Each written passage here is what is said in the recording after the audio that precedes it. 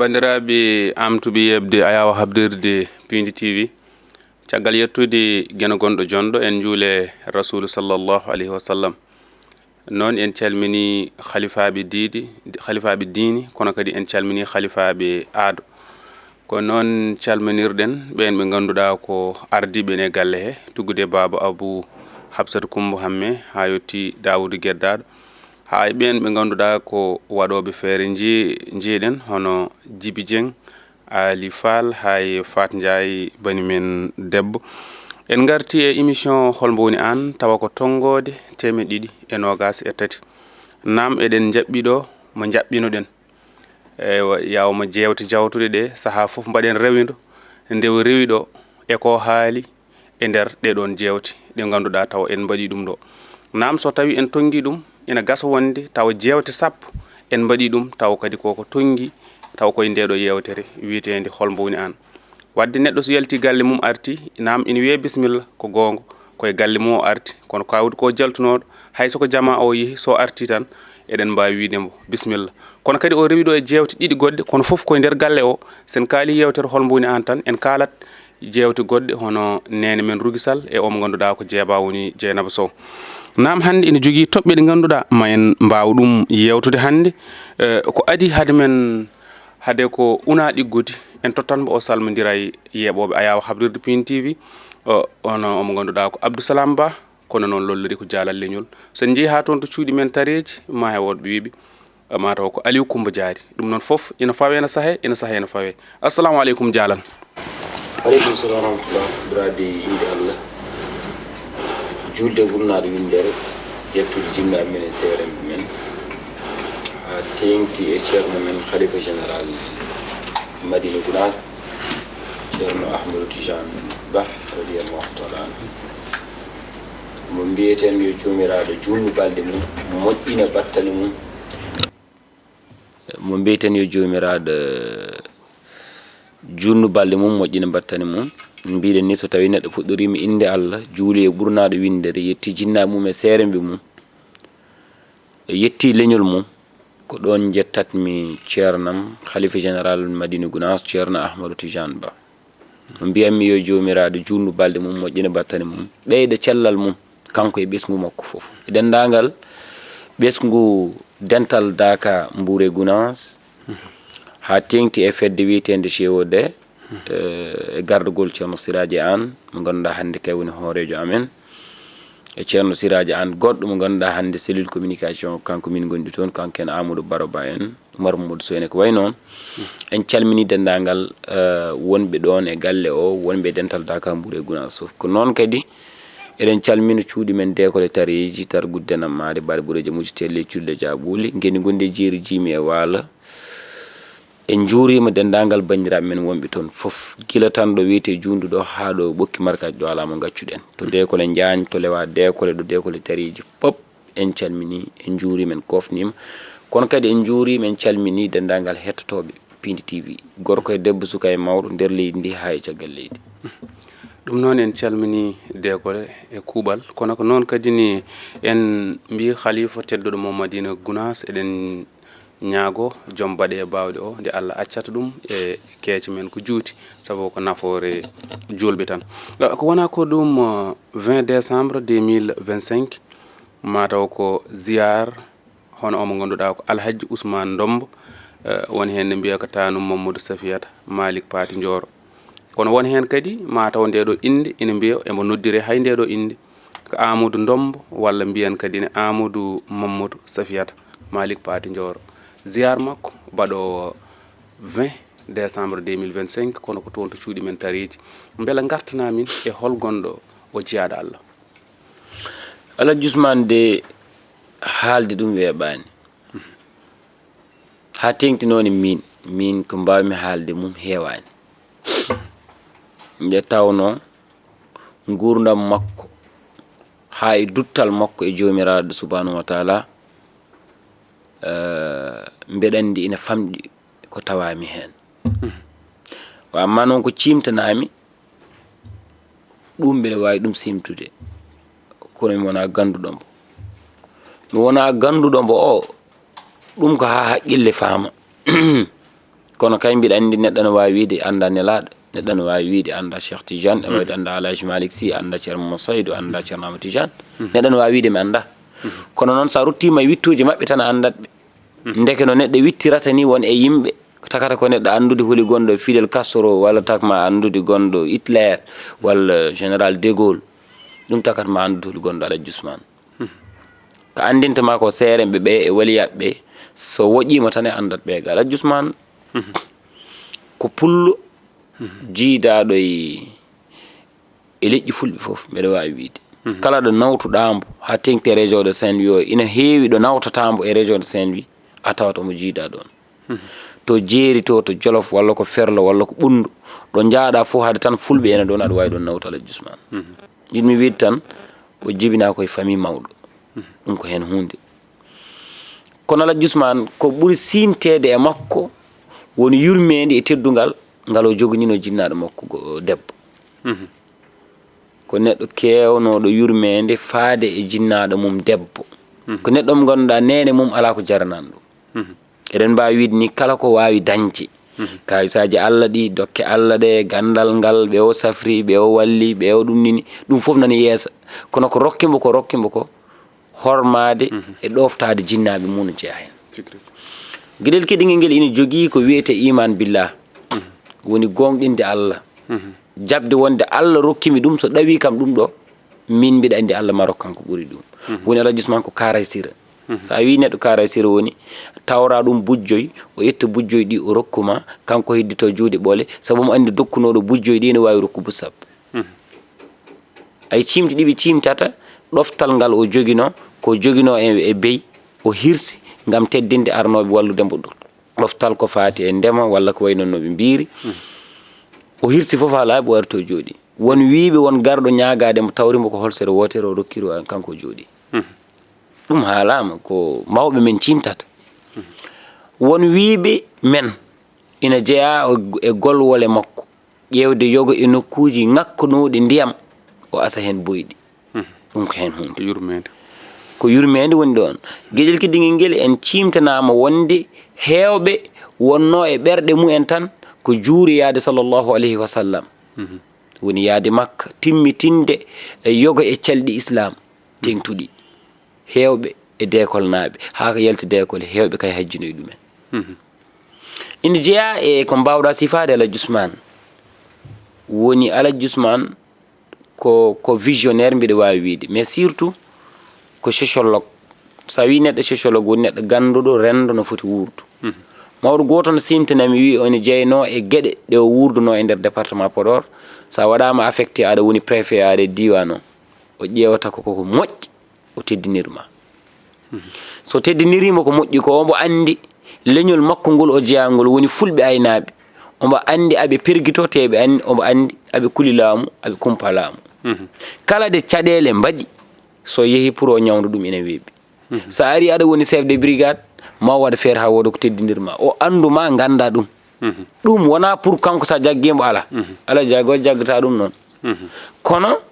ko bandu men ɓe so tawi dañi caɗele so yeehi o wawa ɗum ñawdu aɗa andi hande ɗum weeɓani ɗum saabi waji goto wimi nde Aladji Ousmane radiallahu taala anu nde sanki rutti e jomum mawɗo goto wi kala bawɗo aɗa woni décole najo wat jaam coktannoɗo yimɓe o on yeehi sokoɓe ɓe ko ɓen keddi yani ko haala rewi ɗon kono mbawɗen hen famde tan jomum ko paabatonoɗo wona to batte soktude e sokde sabu mbiɗa andi décole naɓe hewani ko neɗɗo soka hen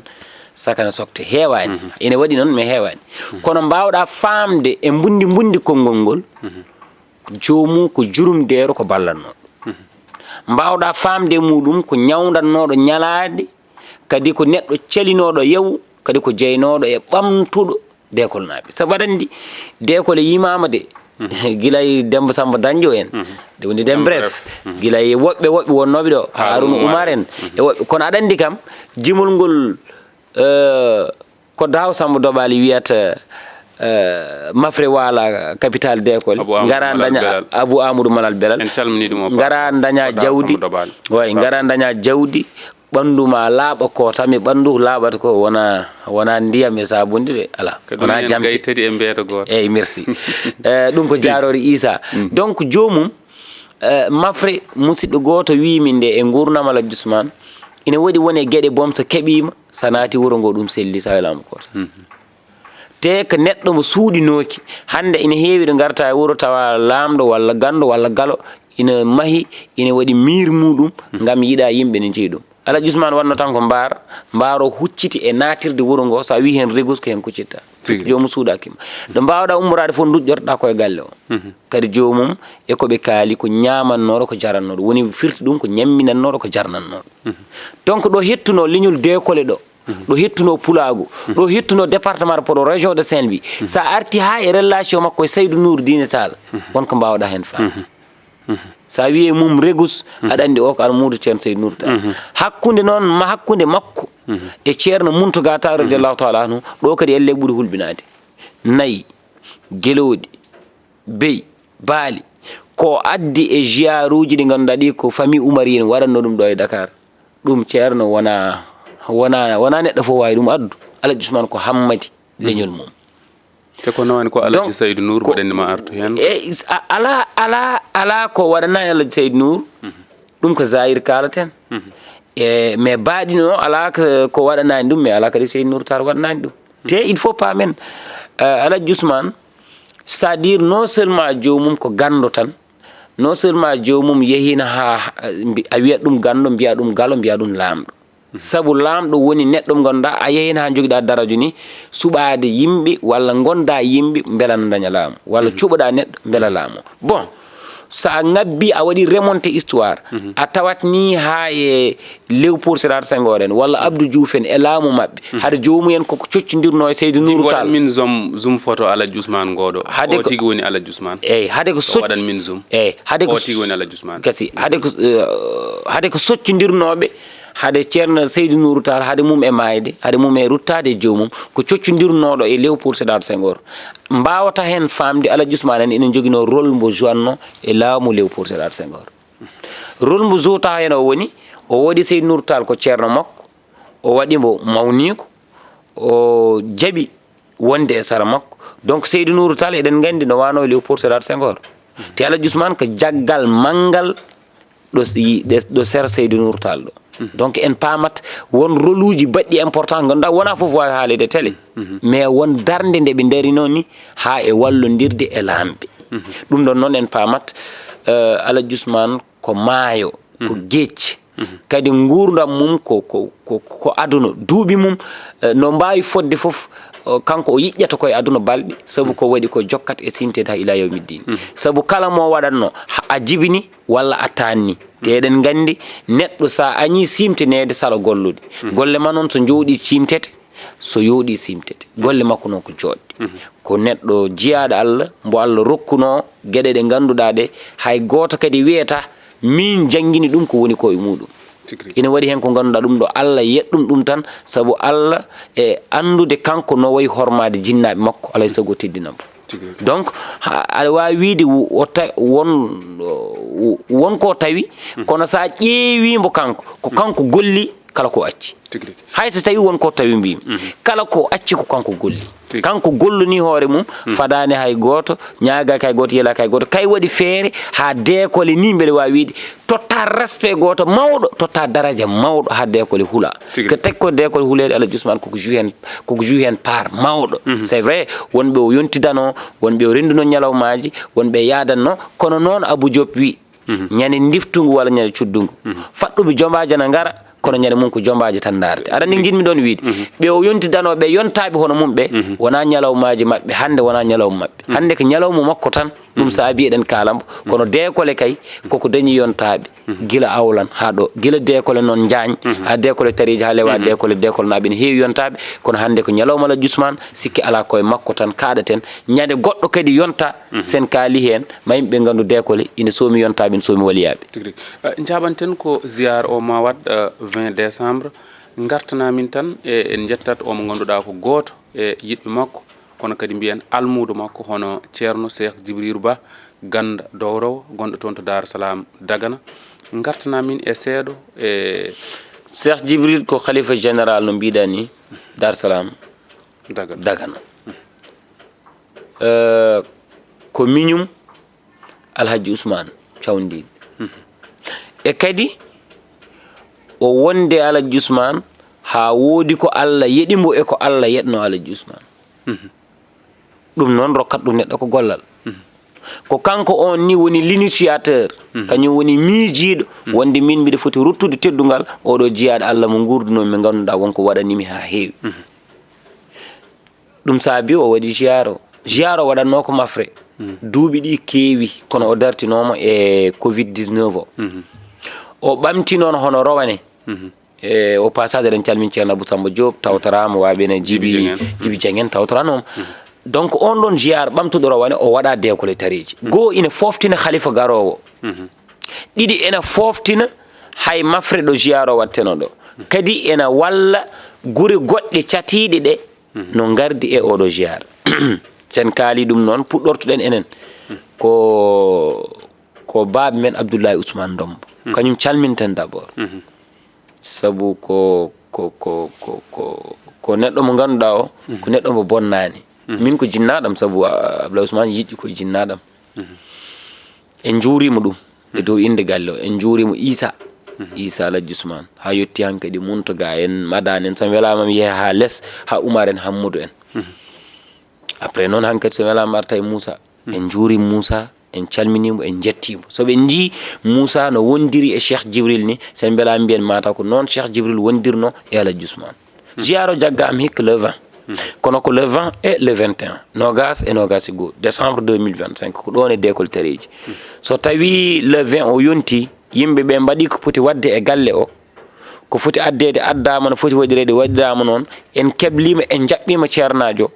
en nani ɗum e galle o waɗata taw takkusan ɓenni futuran daaro yonde walla taw futuro ɓenni jomum naati e ngan sanga Allah ne inne nelaɗo no jaare gueɗe moƴƴi ne cimte mawɓe décole naɓe gara joddo e makko bismomo jaɓɓomo so tawi weeti e jahat gagneje to juuroyɗen yenade Alaji Ousmane ñaganɗen bo Allah nde Allah moƴƴata e makko sen gummutima toon garten sen garti e Qur'anul Karim jangete sabu ko ɗum woni ko ganduɗen ɗum woni ko cottuɗen tawɗen e ngan sang yimɓe natana cérémonie officiel o woni haalde ɓuuri Alaji Ousmane kono kadi haalde huli gonɗo Cheikh Djibril Ba woni khalife général Dar Salam Dagana donc jiyaro fof ko ɗo tongoto sabu ko nogas o fuɗɗoto sen mbela mbiye ni sappo jeenayi o fuɗɗoto par ce que préparation ne heewi mais nogas o fuɗɗoto nogas e goo o gasata kikiɗe walla future ko way noon ɗum ɗon noon Alaji Ousmane so tawi gueɗe makko no kaale Moussa Alaji Ousmane ene woni neɗɗo mo ganduɗa hande Allah rokki ɗum ko rokki ɗum ko ine wallodira e décole naɓe hikka kadi ceerno Cheikh Djibril wi mi ƴetti teddungal ngal mi fawi ɗum e junggo Alhaji Amadou Ceerno Mamadou Wood firti ko gasi te enen fof en jii Moussa no way teddinde hen khalife général meɗen woni ceerno Harouna Ali Sow mo ganduɗa hande décole naɓe almuɓe décole naɓe seeremɓe décole naɓe ko kañum woni dow te eɗen kormimo nde tawno omo timmi ko woni ko sa ceerno Harouna Ali ine heewi place mum en tant que khalife général décole wallahi lazim ɗum ko décole naje ɗo wawi wonde foof ina yonamo sa ummima toon hay yettima hande gawde boofe a woppi toon ceerno Harouna ɗo biddi ɗo Amadou Kalidou nani ɗon en tant que chef de village gara ɗo gawde boofe ɗo Amadou Samba Aliou nani ɗon ko jinnaɗo sa ummima ɗon gara ɗo mafre ɗo tawa ɗon hankkadi galle Amadou Madane e dendagal wonɓe ɗon e notable uji wuuro wonɓe ɗon hay galleji men mawɗi gonɗi ɗon ɗi gara ɗo tareji ɗo e gan sanga tawa ɗo Alaji Amadou Hammirou aɗa andi ko neɗɗo kewɗo place mum e ko woni ko nana ardi wuuro ngo no fawi ɗum e peewal nana ardi juma o no fawi ɗum e peewal donc ɓeeɗo pop ko kamɓe goni ɓe ganduɗa ɓe aɓe ballodira e Alaji Moussa Ousmane Dombo Ba beela jiyar o ana yoɓɓo wayno jiyar uji goɗɗi ni jiyar uji batteɗi e nder décole no keewi jiyar uji nin toon ha heewi mi haalata sabu hande ko jiyar oɗo tan kalten kono pour paamen tan décole naɓe foof jeeri e waala département Podor région de Saint-Louis e nder Sénégal e kuuɓal kamɓe pop aɓe nodda e oɗo jiyar mo ganduɗa waɗante ɗum ko gorko moƴƴo gurnoɗo wurani bandu men maayi jokki kadi wurande bandu men saabu kañum woni l'absent plus présent kañum woni jaaɗo mo ganduɗa ha hande way kono kay ɓuuri heddiɓe somi wi ɓuuri heddiɓe wona to ɓesgu mum wona to décole naɓe mais jiɗmi ɗon wiide ko neɗɗo o ene rutto e jomum gara e wuuro teddinɗa saabu kanko neɗɗo no rutto e jomum dokkeɗa jawdi saabu mum neɗɗo no rutto e jomum ina maha kuɓeje caggal mum neɗɗo no rutto e jomum ina danda bandu men caggal mum Alaji Ousmane koye ɓen yimɓe jeeya saabu takatami faccirde won konngol ngal ngol aɗa haala wonmo famataɗo kalata ma naw haala ma taw fayani wadde paccira laaɓa e hoore yimɓe ɓe ɗum ɓuuri laaɓ jimmi tan ko won jaaɗo yimɓe ne nguura e barke mum. Serigne Touba ala ɗo barke mum nana wuure. Alhaji Mosoyd ala ɗo yimɓe ne nguura e barke mum. Elhaji Malik ala ɗo yimɓe ne nguura e barke mum ha yetti hande Alhaji Ibrahima Niassen imamu Layen hewɓe hen ngala ɗo ceerno Hambe Baba Talle en ceerno Boyin Naaji en a wawa limdude hewɓe hen hande ngalaɗo ɓeɓe kamɓe foof ngala aduna kono tañiraɓe mumen e galleji mumen e ɓesguji mumen e jiiduɓe mumen jettoje nana nguuri e barkeji mumen. Alhaji Ousmane e nder falde Podor e nder région de Saint-Louis yimɓe ana nguuri e barke mum saabu ko golluno ko ɗum artata hande. Tigui a jarama en calmini kadi imam Gawde Bof wona ceerno Amadou Abdoul Saydou wona ko ɗum en jetti kadi omo ganduɗa ko Abdoulaye Ousmane noon Issa Alhaji Ousmane ha yetti kadi omo ganduɗa ko Alhaji Moussa Alhaji Ousmane Dombo ganduɗa ko dariɗo e wadde nafoje kewɗe e nder décole kono kadi ni vraiment embo yonni kadi ni galle Alhaji Ousmane no fewi no fewi no fewi ɗon kadi calminten omo ganduɗa ko ceerno Mountaga e imam ceerno Madani yantude Oumar Alhaji Ousmane Dombo kamɓe pop en calminiɓe kono mataw ngal ɗo dawal ko ɗo dowaten ɗum ene wayno cehilagal ma en mem hen seeɗa kono hande noon hono honorable Farba Ngom koko nodda holno jiiruɗa jabanteji ɗi keewi woni ya garta o heewi ko rafama rafaka holno jiiruɗa ɗum rafede kam ko dafaɗo hay andi wari koye ambulance joni joni ɗo natten ɗo kanko ko ambulance jippinimo honorable député Farba Ngom o wona jaggaɗo e lawol o jagga koye dow fenade mbiɗa ko koye fenade o jagga fenade woni jagga neɗɗo dumba ɗum fenade ko jalal fenade mawde o jagga e yeyede doole taki mi wiide noon jagga neɗɗo dumba ɗum tawa hokkani dalilu ko dumbirɗa ɗum mbiɗa ko heeɓi halis gummiɗe trésor public halis o haade wonto ummi wonto ari mais won ittuɗomo ɗo ummi to haade Farba Ngom kam wona gujjo garowo oto mum jogo pistolet olmo yimɓe weeɗi men jaltine kaali ɗum gam Farba waɗani ɗum kalis o ittimo toon ko signature kadi mo wona signature goto c'est des signatures et des signatures guitti toon halis o nde o natata nde o arata nde Farba Ngom o rewani valise o rewani sac o rewi ko par compte virement naati e compte mum wadde kay won dalilu mbo inspecteur uji walla trésorier ji wondi toon wonɓe toon trésor public wontoɓe tugni haɓe mbaɗi déquince on halis naati e honorable député Farba Ngom ɗum tagi ɓe nanni hen Dahiru Sarr mo ganduɗa ha joni ndimagu mum rokkani ɗum haalde hay goto yiyani hay avocat ji mum no kaala haala kañum ni jooɗi tan deƴƴin ƴeewat yimɓe mbaɗani seppa e wonno omo andi ɗoygol makko wawi pinal ɓeɗo Dahiru Sarr omo andi donc kalden ko Farba Ngom donc a jaggama a sokama cokeɗa kadi ko caggal nde hoorejo jagorɗo wi muñane amen seeɗa so élection législative o gasi ma wot ko tali so wona artuɗo ɗon waɗa politique o wonta ɗo darta ɗon waɗa politique menace mamin cokmo kono kadi o yedditi ko wona haala kadi eyyi mami non aɗa andi phénomène Ousmane Sonko aussi enen en gowti ɗum min mi wowi min kam heureusement min guila 2015 pami waji holi kanko mi yayi famde Sonko a yiyani woni mbiyata kam oɗo añi tan ko Sonko wona Sonko gañmi ko jikku o woni ko gañmi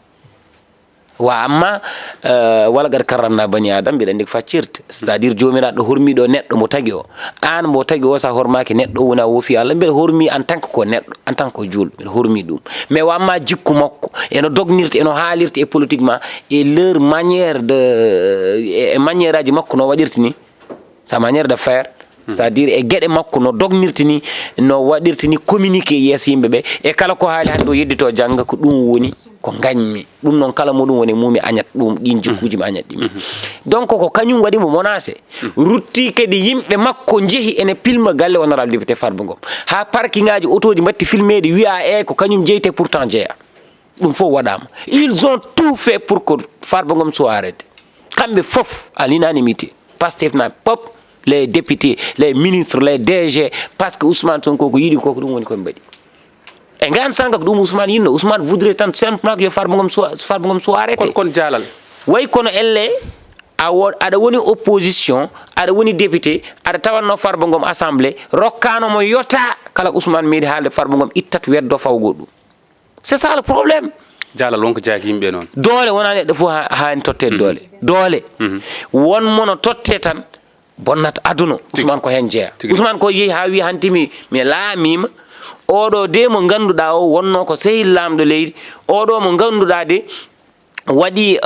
darima ha woodi ko waɗani commune mum ɗo jeeya woni diwan Agnam ha e département Agnam ha e département mo Podor ha e région de Matam ha e même un peu partout wonko Farba Ngom golli e nder Sénégal donc o hade tan omo jabortonomi ni omo haaldirannoyam ni o meeɗa kam ñamlu konngol momi yeymo doole ɗen doole ngoni ɗon joni noon o rafama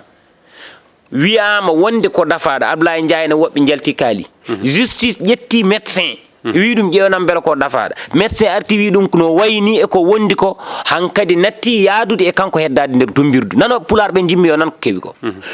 ɓe mbi ɓe koolaki on ɓe gaddi goɗɗo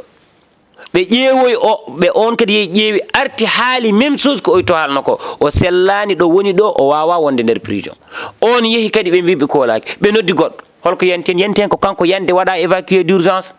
pavillon spécial yo yimɓe kaal gongo nde ummi ɗon kadi o yanti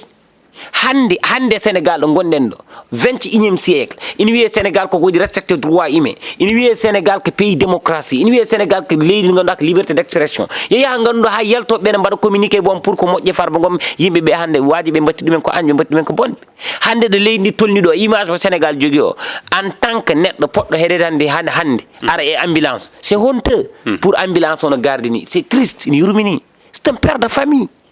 ko bamum sukaɓe ko joom galle suddiɓe donc ko jaatigui yimɓe ko gollotoɗo ko lamɗo wonko waɗi wonko wawi so tawi eɓe jogui preuve mais min je crois que ɓe poti fawde les preuves sur table ɓe mbasa halko jambour so ɗum ala pourquoi ɓe calani Farba Ngom caution te pourtant ɓe jaɓani ɗum Aliou Sall ɓe jaɓani ɗum Wally Seck ɓe jaɓani ɗum woɓɓe et pourquoi ils ont refusé on caution pour honorable député Farba Ngom donc ko yidde tan halkude neɗɗo par ce que neɗɗo o welaniɓe holno jiiruɗa sarɗiyanke goto hono Bara Ndiaye yalti kañum haali guilay nanngugol Mansour Faye ha yalti Badara Gadiaga ha yalti Farba Ngom fotani wonde nder kaso te sarɗiyanke neɗɗo mabɓe an hakkude ma e joome an Farba Ngom wonko serte Sonko man astafurlah Bara Ndiaye wonko serte Sonko mi ñaaguima tan mi namdi tan Bara Ndiaye Sonko kiif mbimi min wima noon aɗa andi seerdeɓe seeɗa Sonko no wawi haalde français moƴƴo tan hay ɗum ne français kewɗo fotuji haalata français mo ganduɗa o parfois cikkata ko jomum yahana ni hay bon mais Ousmane Sonko e Bara Ndiaye gotum Bara Ndiaye ko ɓoccode o fet so wima ko ɓoccode c'est parce que neɗɗo mo ganduɗa woy kon ɗaalde so wima ɗaalde woni neɗɗo mo ganduɗa an ana ala gacci aɗa andi Bara Ndiaye kañum wino mbeɗo mbiɗa jogui lohol kaɓɓuɗo fof yahata prison finalement kañum wattidi ko prison c'est à dire il mentait o fenanna wanjere fenanna Bara Ndiaye ko kañum dari wimen non kanko dari wimen Ousmane Sonko yeehi toon bokkanogol ñande hen tawi komo ɗani o bokkani e moƴƴi kanko dari o wimen Ousmane Sonko kañum ene laaɓi ɗum Ousmane Sonko yeehi toon o wi saabu covid 19 o wajiɓe yahanno ɓene pijoya jomumen koko gudda affaire o so yeehi ha ɓurti alay saago gasi kanko wino kanko e laaɓeɗe Ousmane Sonko yeehi civil bote omo wawi laɓɓinde Ousmane Sonko kanko guel ɗo Bara Ndiaye guel ɗo wino noon de guel wino noon guel bagel wutano makko c'est à dire que Bara Ndiaye même kañum wi en wonde Ousmane Sonko o yiyani ko wawi ardade aduna saabu Ousmane ala gandal o Ousmane meeɗi ɓornade kos moƴƴo catɗo ko gotol ñande Macky Sall nodda ɗum paale o yimen Ousmane Sonko sal wona Adama Barrow ala mo foti sabu meeɗa e jolde avion anda haydara c'est même Bara Ndiaye kañum dari wi wonde régime Macky Sall fof ko wuyɓe kanko dari hande on wi yimɓe Farba Ngom en mbaɗani hay hunde ƴeew ay min haala Bara Ndiaye c'est à dire taki mi yiiɗa hen woɗɗoy c'est à dire haala makko fof e wonde haala kangaɗo c'est à dire haala ka a yahata ganduɗa o hormaki hay président de la république lamiɗo joni o donc way kono actuellement ko dawadi Sonko gofata Diomaye mi anda noon beele Sonko woni Diomaye woni Sonko ça bon mi anda en tout cas dal ko noon woori noon ɓe mbi mais jusqu'à présent ko dawadi Sonko gofata Diomaye Bara Ndiaye ko ɓoccode wona kanko haalnata men Farba Ngom ko laaɓɗo kanko sen padno laɓɓine Farba Ngom feere Farba Ngom bono saabu kanko mantanno ɗo Mimi Touré en Macky Sall en finalement kay watti yennude way kono Ousmane Sonko tan koɓe gotum kiif mbimi Bara Ndiaye e Ousmane kiif ala e maɓɓe kaalowo ko woodi ala e maɓɓe kaalowo no woriri ni ala e maɓɓe bawɗo haalandema haala mum hande taw nanda e haala mum hanki tigui joni hojjomaji ɗi koko gasini kono en garat haare eɗen mbawi tuggude hakkude Senghor e Mamadou Dia kono haare hakkude maître Abdoulaye Wade e président Macky Sall garen hande noon hakkude Sonko Diomaye ko sehilaɓe gona sehilaɓe beele holno jiiruɗa ɗum Diomaye wi ɓe gona sehilaɓe Diomaye man ak moom musuñ doon ay xarit de dañ doon ànd nii rek di def politique Diomaye de haali wona nii Ousmane Sonko wi koɓe sehilaaɓe Ousmane Sonko noon wi mais min noon haala Diomaye ɓurmi waawde gonɗinde haala Sonko holko waɗi ɗum te kanko lammin ɗum o wi Sonko wi men pétrole men 2016 wi men pétrole men nan ƴetten nawe caggal leydi jolne e batoji premier baril pétrole kamɓe jaltin ɗum 2024 mexique walla 25 nde o haala ɗum nde joni duuɓi jeenayyi presque walla sappo kanko wi men ndiɗo leydi so tawi min laamimo ndi neɗɗo wonta miijade yaltude nde ko ɗanninoɓe gartata hoɗo ɓe goni joni kanko wi men so tawi min laamima ko yaltata koye impôt e domaine tan ina wawi wurno leydi ndi hoɗo woni yimɓe ne jogormayde kanko wi men Mamour Diallo waɗi détourné 94 milliards kanko wi men Mame Mbaye Niang ƴetti 30 milliards kanko wi men Aliou Sall kanko wi men Aliou Sall wujji milliard uji leydi ndi ha ganduɗa goto fof ne wawi hen dañde 400 000 on noon Ousmane Sonko kanko wi en somin laamima premier loi momin mbaɗata voté wonta ko loi mbaɗo criminalisé l'homosexualité kanko wi men ɓooyani tan somin ƴetti dañi majorité komin waɗo ittoɓe loi d'amnistie o min beddoto komin waɗa ɗum abrogé min guitta ɗum hoɗo woni donc c'est même Ousmane Sonko kanko wino men mi yahani Sweet Beauté kanko wi mi yeehi hey bandiraɓe oɗo Ousmane Sonko ko o wi men Diomaye moye Sonko moye Diomaye kay arti wi men wonde rewmi amul probléme économique probléme autorité la am donc c'est même Ousmane Sonko oɗo hono mbawiranmi jabde wonde so wi ko sehil Diomaye par ce que min si tim di quelque chose so tawi a haali kam konngol gotol ngol woni fenade sache que arata ko caggal fof mbiyatmi ko fenade donc Ousmane Sonko no foti laaɓi omo haala hunde mi taw wona gonga kanko wi en Macky Sall ɓuuri bonde kala ko Allah tagno nde o yalti kaso o wi ko goppen Macky Sall ɗo woni ɗo ko Amadou Macky Sall wiyani waɗani kimo yeeso makki kanko haali wona min kanko wino en ɓe mbatta appel à candidature hande ko heewi eɓe nomri men mbaɗan appel candidature kanko wimen o wonta ɓe jiiɗa golladade hay goto mo ganduɗa o wonno koye systéme o mais systéme o woni yummum ko Aïda Mbodj il est toujours avec Aïda Mbodj système oɗo mo wiyata système woni yummum systéme o ko Aïda Mbodj et le père du système c'est Ousmane Sonko par ce que système Sénégal mbo haalata kanko systéme o jooɗi tan ko impôt e domaine système Sénégal woni ko impôt e domaine les inspecteurs impôt e domaine sa nani système ko kamɓe goni système kadi système o jangguini jomum école ha yaltini ɗum école enam ha nawi ɗum impôt e domaine on wawi men haala système te système wanma no mbaɗani jusqu'à présent Ousmane Sonko ronki wat déclaration patrimoine muɗum par ce que yimɓe Madiambal Diagne wi ko joguiɗo haaliss kewɗo donc c'est même Ousmane Sonko kañum jotto ha joni ina haalani yimɓe question de martyre man ken munuma dore tere don candidat man ni man na c'est à dire Ousmane kañum haɓata koye Ousmane haɓata ko bawi Ousmane haɓata koye Ousmane haɓani hay goto haɓata koye Ousmane nde hay nde o wiyata nde gatta koye hoore makko haɓanno et finalement yimɓe fof jii nde Idrissa wiyata ɗum de so neɗɗo wi président degma ray mbayama rayla a anda kewi par ce que président Boula sohla coppet lala e def pourtant o waɗama coppet te jaam tan wattidi donc c'est même Ousmane la haɓata koye welama bokko somi welama tan ko min welte bokko non c'est-à-dire aɗan Ousmane Sonko ko haɗi ɗum ko bokko ko ɗemgal mum sa wayi sa mawni ɗemgal a anda ko kalata mais bammal sante bammal yimi ɗum sa anda ko kalata yo hewat ko deƴƴuɗa saabu ɗemgal na lepto puyɗo mo anda aduna bammal parler avec Ousmane Sonko ceerno bon c'est à dire bammal puisque visionnaire nde o yimat ɗum nde Ousmane Sonko arani mais o haaldanno ko Ousmane Sonko en calminima bawi en calmi mais ko Ousmane bammal ko waliyu nde o haalata nde omo anduno phénomène mbaɗo Ousmane Sonko maar te ɓuuri hen haɓnade foof ko neɗɗo notitortoɗo patriotisme mais patriotisme koko fayi hirnangue Ousmane Faye funnangue walla Ousmane Faye funnangue Ousmane Faye hirnangue patriote Faye funnangue wona gotum ni findirani ni hay hamam un vrai patriote waɗata ko waɗi ko ñando yahata omo yiyoyle martyre mbiɗa ɓeɗo won hen koko mbarana won hen koko gaña jaaha yiyoydeɓe jola e auto mo joli o jola hen te an yimɓe ne gullo wonde ɓoyana ƴetti jet privé a yeehi Abou Dhabi Émirats Arabes an aɗa wullone jet privé gadda oɗo auto mo gadduɗa mo ganduɗa ça coûte 200 et quelques millions c'est à dire way kono Ousmane woni way kono kanko won deeyɗo mo wima Sénégal naaɓe min Allah mi watti ɗumen mbabba an waɗɗo dow mabɓe e ɗum ɗon wodata par ce que Sénégal ko ubbi koɗo eko wuuri koɗo eko woni koɗo ɓuurimo gandal ɓuurimo foof kala ko wonta neɗɗo moƴƴo ɓen ɓuurimo ɗum donc on Ousmane hande ara ɗo il se permet de dire dina bokko ala ko woni ɗon so wona ɗo woni ɗo il est premier ministre te o yiɗa hebde gueɗal makko e bone jogorɗare de o te kañum woni chef du gouvernement Bassirou signat mais ko kañum yahata vision politique Bassirou kanko fuɗi ɗum dognude donc o yiɗi ko so tawi gouvernement waɗi échoué taw kanko ala hen part de responsabilité hande kamɓe fof eɓene mbaɗa mauvaise communication contre le président mais nous on s'en fout de ça président et premier ministre kam fo min mbi yoɓe jah ɓe luuɓe yimɓe leydi ndi parce que ils sont incompétents.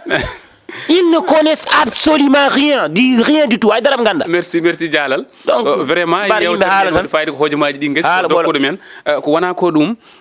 garten joni sen uddingo hella eɗen jinno haalde cehilagal kono Jalal en uddat ɗum gañaten ko memde wiye en puɗɗima gasani moni fo sikka hoore mum wadde ma en gartuɗo saaha goɗɗo e cehilagal joni jaten ko coupe d'Afrique walla ma en kaal coupe du monde to banggue coupe du monde to ko France woni champion du monde 2018 kono kadi ko France woni vice champion du monde 2022 en jii won haaloɓe haala Norvège kadi so tawi a haali ɗum eɓe jogui hesɓe hikka puɗɗoto yaade coupe du monde ɗum en jii ɗum ɗon kono noon polémique ina heewi hen won wiiɓe Sénégal kañum e Norvège tan ɓen jogori waddoyde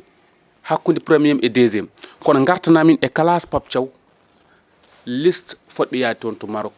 holno jiiruɗa ɗum non min no ɓe waɗi ɓe convoqué mbiɗa jogue maɓɓe hoolare surtout noon le jeune Assane Diawla mbo adde o min mbiɗa welti hen par ce que mi yiyimbo ko sukni mais ne wawi football entre parenthèse Pape Thiaw haali henki hakkude mum nde yiɗi ɗum ƴettu Fabregas eɓe mbaɗɗanno ni eyyi ɗum ɗon kala joueur moƴƴo ene heewi ɗum dañde sa yi joueur tan nde waɗa convoqué foof watta probléme gueɗɗiɗi nen hen soit o wawa hay hunde soit kanko ko neɗɗo joom fayida timmuɗo ha ganduɗa o hollota entraîneur uji makko to club to au niveau de l'étranger kono jawromo saka na mbaɗa déconné e convocation mum bon eɗen jogui confiance e équipe nationale o mais Allah ne wawi kadi Pape Thiaw faama wonnoɓe leader uji équipe o e ɗiɗo duuɓi sappo ɓennuɗi ɓe natti wonde leader uji équipe o à partir de 2025 oɗo mo gonɗen par ce que enen fof en jii avec Aliou Cissé no wano tardinde Iliman Ndiaye en jii hande Iliman Ndiaye hande dari ɗo au niveau international donc Diawo Baldé ɓen fof ko tardinɗoɓe ha bon mais bref kanko Pape Thiaw yo faam ɗum so woni coach o yiiɗi yaade e grande compétition banni eyyi il faut jiɗmi il faut jogo fayida o jogo cuusal o jogo pellital o anda responsabilité o foof koye dow makko fawa mo foti yaltinde yo yaltin mo foti wadde classé waɗa classé mais min cikkumi tan tactique de jeu aussi mbo Sénégal jogui hande o bon par rapport e match ji mabɓe cakkitiɗi ɗi wonko jiimi hen ina waɗi fayida mais parfois aussi aɗa faama aɓe jogo probléme tactique par ce que aɗa yii hen ko leeli aɗa yii hen noɓe duttinirta balo caggal aɗa yii hen gueɗe ɗe ganduɗa pour min en namni gollitade c'est à dire ɓuuro gollede mais golloto ɗum ko coach o kañum foti andu hombo won équipe woni équipe am holɓen goni 11 am départ holɓen goni yimɓe potmi wadde compté e mumen mais aussi temps oɗo ha temps oɗo somi dañani ko jinmi ko holɓen potmi yaltinde holɓen potmi nanno alay saago jomum kala responsabilité gonɗo e dow mum wawa ɗum ƴettude aussi waɗa assumé coach uji men kewɗi woni probléme mabɓe en dañanno coach uji taw ko complexe artirde deuxiéme coupe wa coupe d'Afrique woy mbeɗa hooli par ce que woni probléme coach uji men jawtuɗi ɗi gonanno ko complexe ji heddiɓe gonanno ko yimɓe mawnikiniɓe Aliou Cissé jeeyano ko yimɓe mawnikiniɓe Aliou wona complexe ko mawnikinare mais avant Aliou Cissé dañanɗen ko coach uji complexe ji devant jour uji ganduɗa gommutono ko à l'étranger gona complexe a wawa ɗumen wannude ɗum a wawa ɗumen hadde ɗum ɗo saabu amare en ndewi ɗo e woɓɓe donc mais Aliou kañum no ari nde wona wonde complexe mais yawtuɗo fonno hadde ɗo c'est vrai que neɗɗo joguiɗo caractère el tactique o kadi Allah rokki ɗum teddugal ngal rokkana e coach goto pour le moment par ce que kañum tan dañi arde addami coupe d'Afrique première fois dans l'histoire mais Pape Thiaw kañum ɗo woni ɗo hay goto wiyani yo mawnikina hay goto wiyani won complexe o wiya ko yo woyde no foti wade ni yo jogo sukaɓeɓe kadi o anda wonɓe o foti rokkude sens o anda kadi équipe o nana fuɗɗo hewde nayeɓe ɗo e 2 ans 3 ans yo woɓɓe ganduɗa ɓe yo holluɓe ɗo place mon équipe o joni ko ban par ce que nde tolni ɗon nde hen onon gonno titulaire suka woɓɓe ngari goni ɗo ban donc hande yonti onon nene luɓon woɓɓe jawta par ce que football kadi ko noon coupe du monde donc mi yi noon min coupe du monde hawimi hen tan que français ɗi mbaɗi feere tan ha communication ummima quoi c'est à dire wona français ɗi moom mais au niveau international ɓe mbaɗi communiqué ha ganduɗa ma France waɗni Sénégal est ce que France fawta équipe mum deuxiéme mum équipe B mum mais aɗen ɗum ko bonnedagal ni tan quoi France ne andi Sénégal non mbeɗa andi ay an joni sa wiyama an wawi Modou Lo minen wiyoɓe an wawi Modou Lo an a deƴƴa tan mais Modou andi an aɗa andi so wiya par exemple so Modou Lo wiyama kañum wawi Balla Gaye quoi yimɓe deƴƴatat quoi mais Modou andi Balla nandi Modou Lo kamɓe ɓe gandiri kamɓe mbawi joɗade ɓe jala mais France ne andi Sénégal quoi Sénégal Sénégal France huli tan ko Sénégal te kulol ngol ha ila yawmi dini ngol hula France jouraji mum fof hakkunde ko gonno ko France hakkunde men e France fuɗɗima gila 14 18 39 45 gel ndeɓe kuli men par ce que ndeɓe jaaki ndeɓe gaare men nde Allah rokki koɓe jinni donc wona gotum quoi pour min koɓe gullat koɗo fof ko haala mi yini waɓena jour uji men ɗi won hen kaali hen jalti mbaɗi hen des sorties pour hollirde kañumen goni hoɓe mais yimɓe ne gandi Sénégal ko holɓen quoi ay mbarude gertegal mbarude ñamata gertegal tan quoi et min j'ai confiance heddi noon no welimi noon le fait que mbaɗa créé polémique goto après communication fuɗɗo au niveau international yimɓe ne kaala Sénégal France ɗum kadi wonɗo nawata équipe o ɗum ko systéme de communication no moƴƴi et puis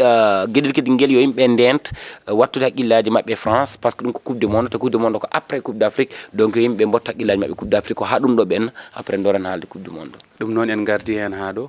bon ko andi hirde hirande leccere ha ko maɗa hen ko jinnoɗa haalde fof kala ɗum tonga ko jejjidɗa ko weltanade arnoɓe toon weltanade l'initiatrice donc woni madame Sali Dia avec Diaprot et équipe o foof weltanade les techniciens les caméramans de Pindi TV comme Ali Fall comme Djibi Dieng comme les autres aussi wonnoɓe toon même les journalistes wonnoɓe toon ha tente jinnaɓe men waɓen Abou Samba Diop en Abou Gaynde Ousmane Makali en Amadou Dikal en e woɓɓe mais aussi weltanade le parrain et la marraine woni Coumba Yaranal woni honorable député Aliou Dembourou Sow woni les autres ɓe ganduɗa ɓe c'est des kamɓe gonno les invités d'honneur comme Makhtar Ba DG directeur général GTS mo ganduɗa o min sa so mbiɗa haala e Pastef kanko mo haɗami haalde ko haɗami haalde woni so miijima no wayi wonde dimmo wayi wonde nehiɗe wayi wonde intellectuel ni ene wayi wonde deeƴƴo e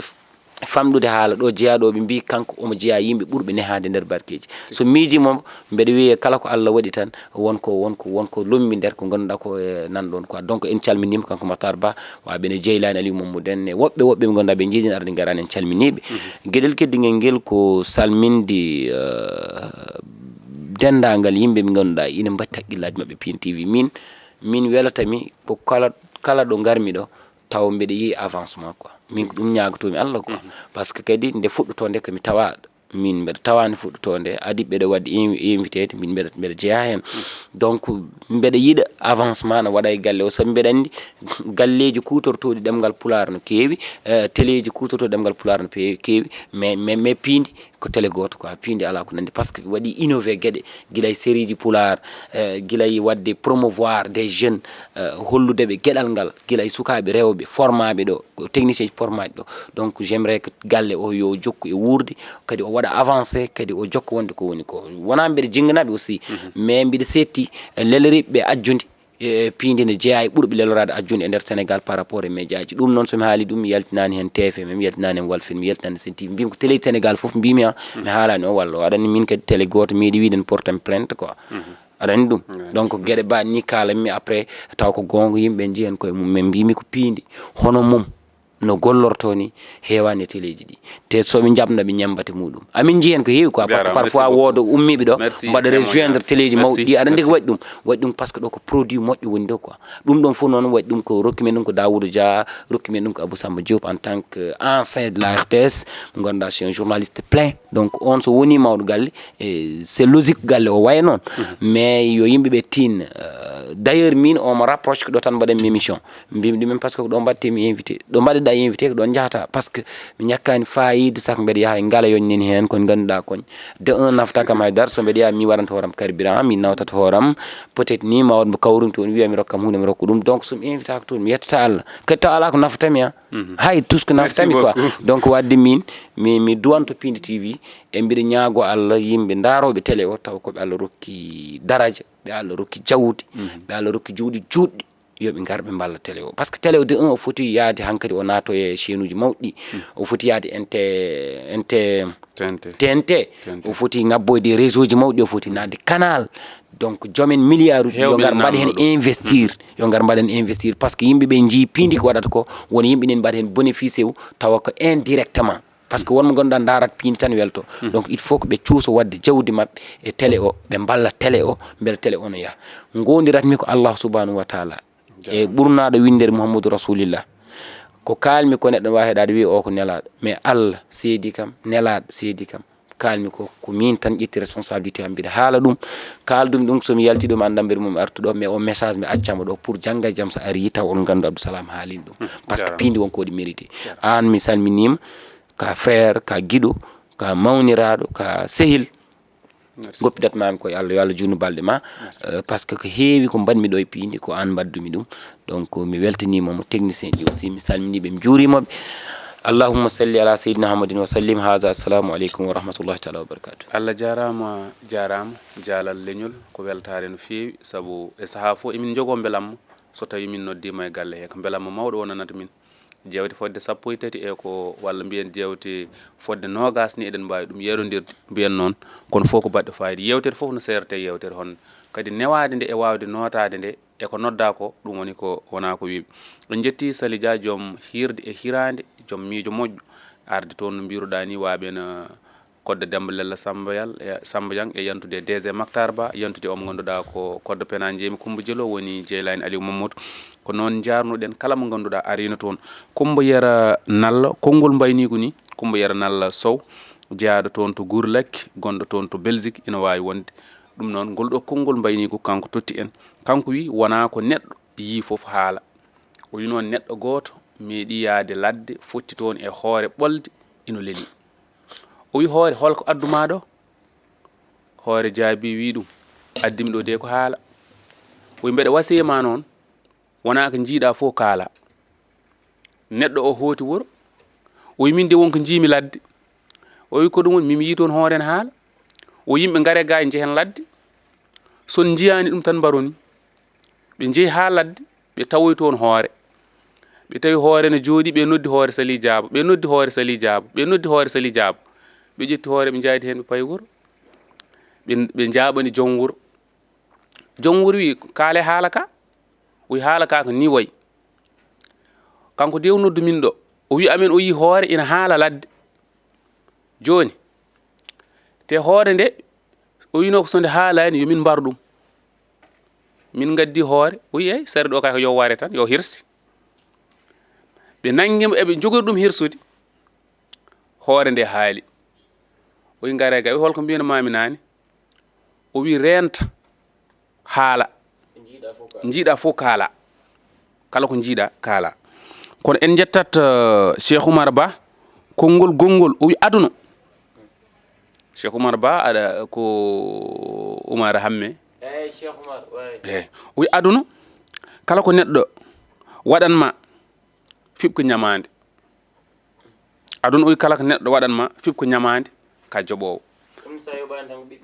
tigi tonggode 223 en jetti Djiby Dieng e Fat Ndiaye bani men debbo ɗum noon ko ɗo haadi ha saaha goɗɗo jokkon e yebde télé men Allah jarama on jarama